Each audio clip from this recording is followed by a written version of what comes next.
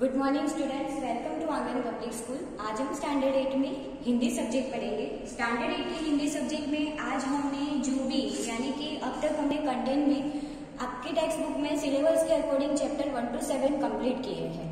अब हम आज से जो स्टार्ट कर रहे हैं वो है ग्रामर।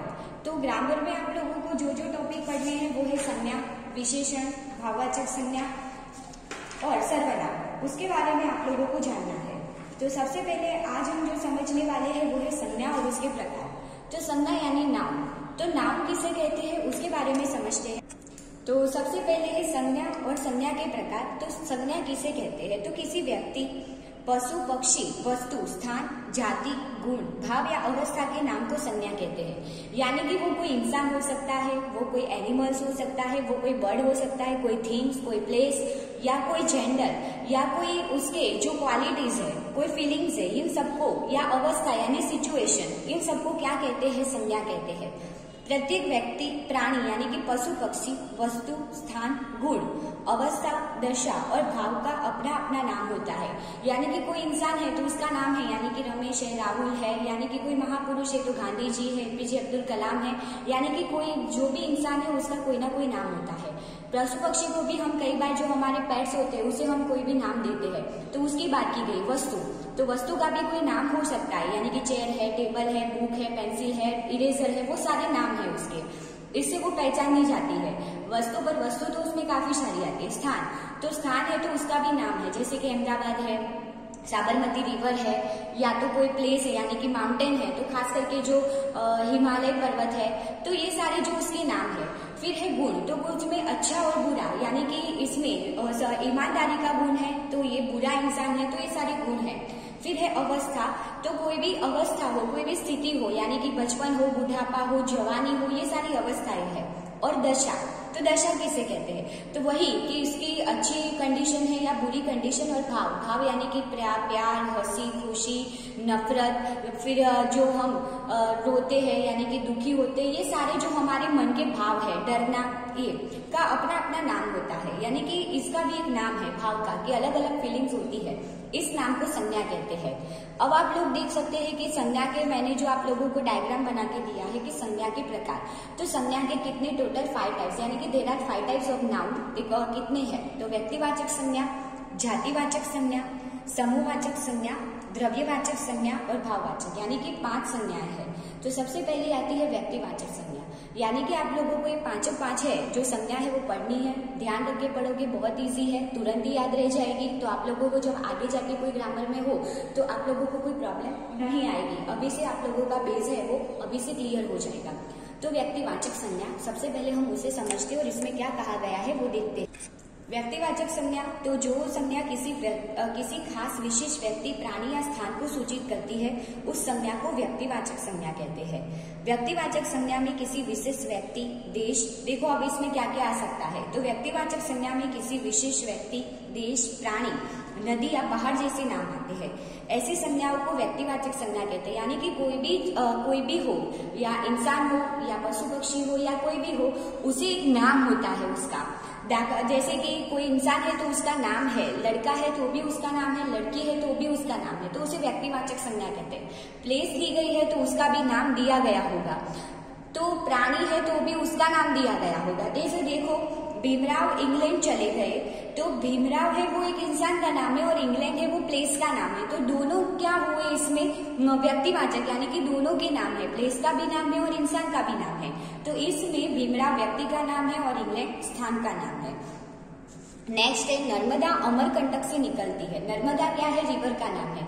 और अमरकंटक एक पहाड़ी है, यानी कि हमें पहाड़ी है कि नहीं वो उस पर लेना देना नहीं, पर इसमें प्लेस का नाम तो ऑलरेडी दिया गया है। तो नर्मदा नदी का नाम है।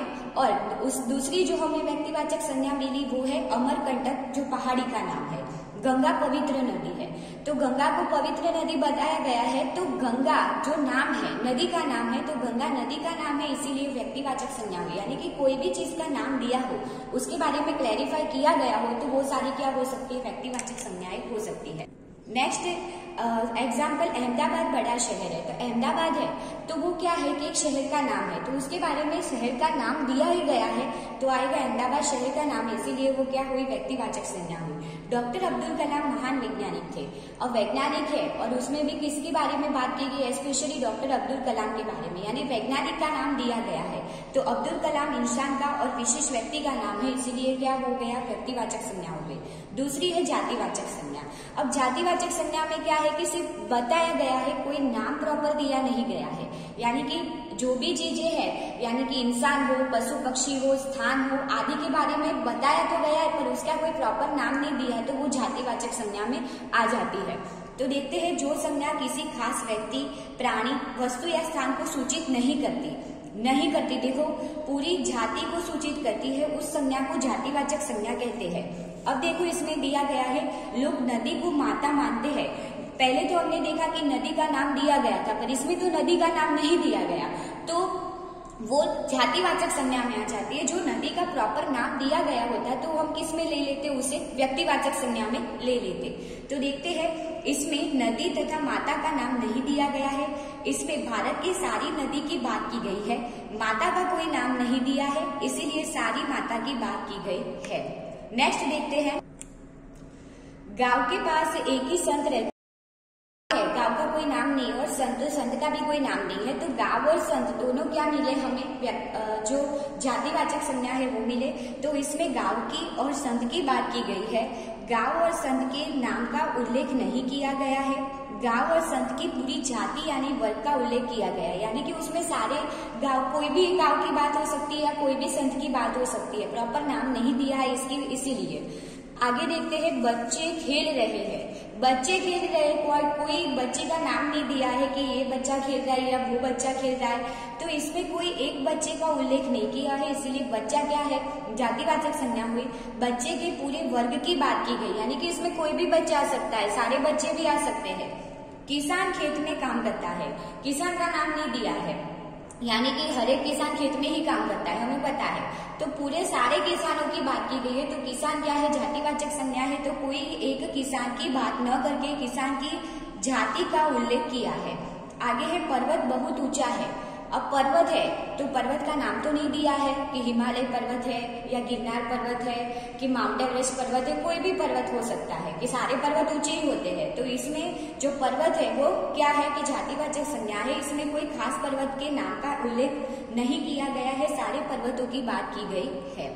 नेक्स्ट देखते हैं समूहवाचक संज्ञा। तो समूहवाचक संज्ञा में क्या आता है कि कुछ संज्ञा समूह के नाम को दर्शाती है, यानी कि एक से ज्यादा लोगों के बारे में जब बात की गई हो, जैसे कि भीड़ है, फिर जो कोई ग्रुप है, सम्मेलन है, टीम है, ये सारे लोग किसमें आते हैं, समूह यानी कि ग्रुप में। तो कुछ संज्ञा समूह के नाम को दर्शाती है, उस संज्ञा को समूहवाचक संज्ञा कहते हैं। फर्स्ट है, बाजार में बहुत भीड़ है। तो भीड़ है तो भीड़ है वो आप लोगों को उस पर से पता चल जाएगा कि भीड़ समूहवाचक संज्ञा है, क्योंकि इसमें एक से ज्यादा लोगों की बात की गई है। तो भीड़ शब्द एक से ज्यादा लोगों की संख्या को दर्शाता है, एक से ज्यादा लोगों की संख्या समूह का उल्लेख करती है।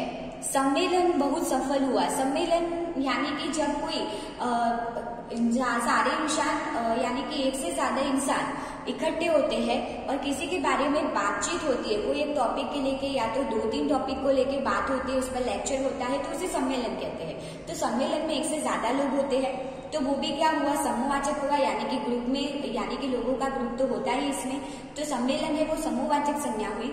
क्लैरिफिकेशन देखते हैं यानी मीनिंग देखते हैं, इसमें एक से ज्यादा लोग इकट्ठे हुए हैं, इसीलिए उसे सभा या सम्मेलन भी कह सकते हैं।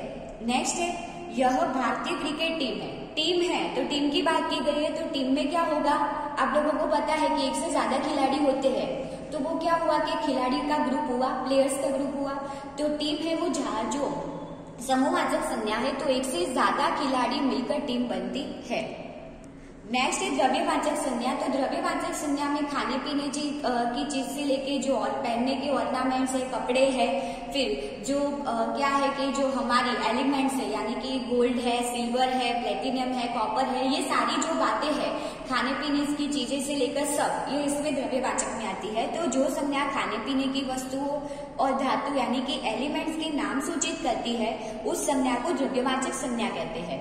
फर्स्ट जो इसमें देखो एग्जाम्पल दिया है, शरबत, लस्सी, दही, मिठाई, धातुएं, अनाज यानी ग्रेन्स, दालें, तेल, दवाई यानी कि जो हमारी मेडिसिन है आदि के नाम द्रव्यवाचक संज्ञाएं है। फर्स्ट यह स्वच्छ पानी है, तो इसमें कौन सा जो खास करके आएगा जो संज्ञा है वो तो आएगा पानी। इसमें कोई क्लैरिफाई करने की जरूरत नहीं एक्सप्लेनेशन की, क्योंकि पानी है वो क्या है कि खाने पीने की चीज से रिलेटेड है।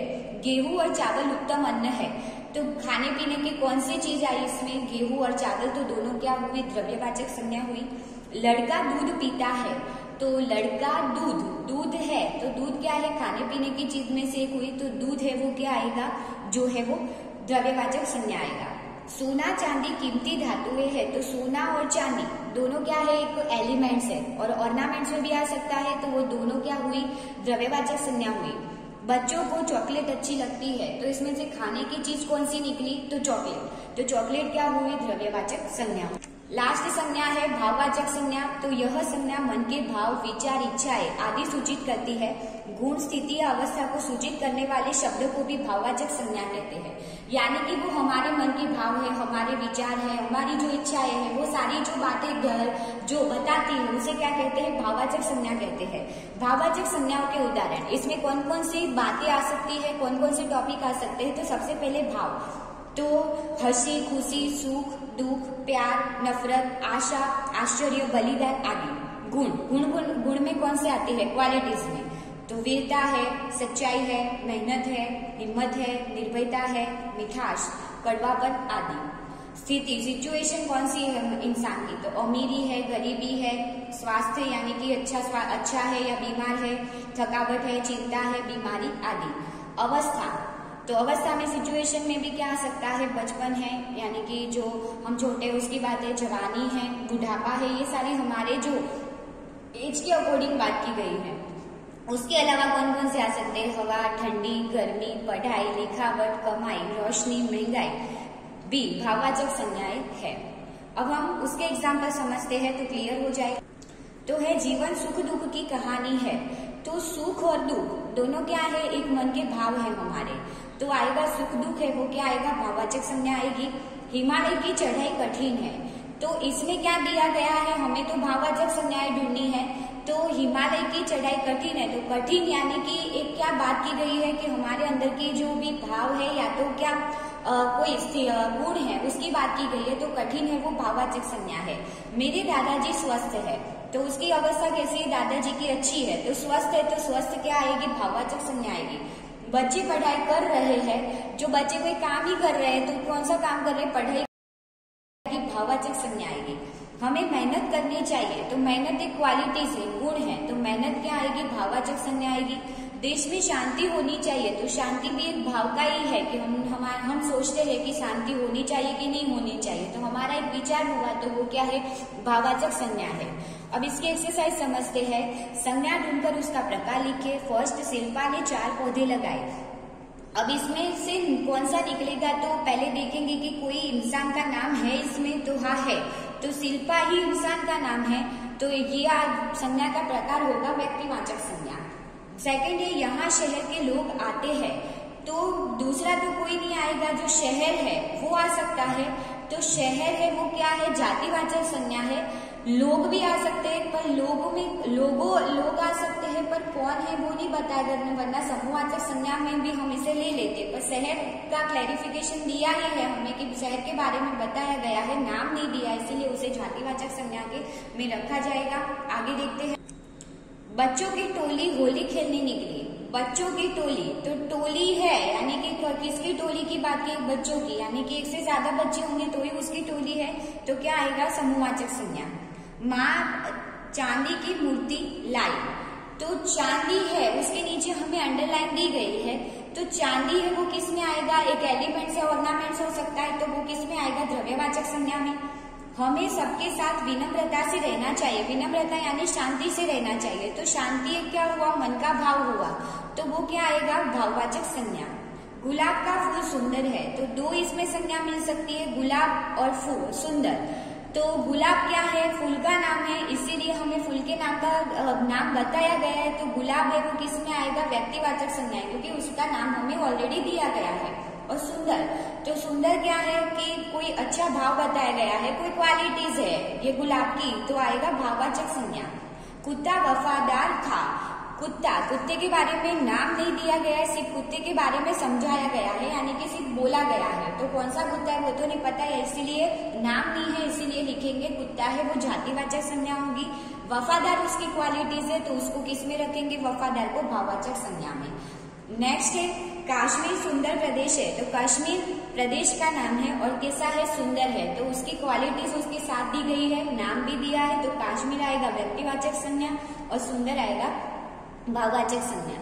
ताजमहल आगरा में है, तो ताजमहल और आगरा दोनों प्लेस का ही नाम दिया गया है, ताजमहल भी है और कहाँ आया है, आगरा में आया है, तो दोनों क्या हो गई, व्यक्तिवाचक संज्ञा। नेक्स्ट है यह भजन गाने वालों की मंडली है, तो मंडली, मंडली यानी कि एक से ज्यादा लोग होंगे तो ही क्या बनेगी, मंडली बनेगी, तो वो क्या आएगी, समूहवाचक संज्ञा। हमेशा सच बोलना चाहिए, तो सच है वो हमारे मन का भाव है, तो आएगा भाववाचक संज्ञा।